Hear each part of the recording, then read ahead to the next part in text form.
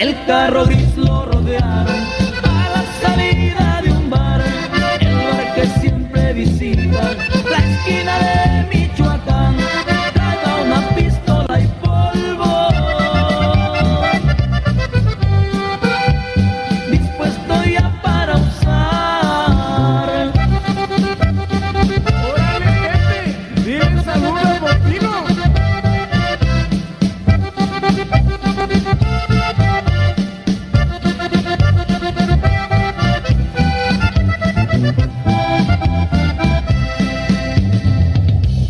Lo apresaron en el rato, se lo llevaron a corte, no encontraron evidencias, 2 días estuvo el hombre y del polvo y la pistola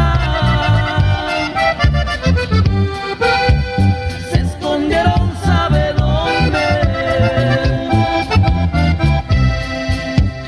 Es tipo bien parrandero y también muy respetado, junto con Fortino el Güero, el Pavo Real y el Cuñado, son gente bien decidida,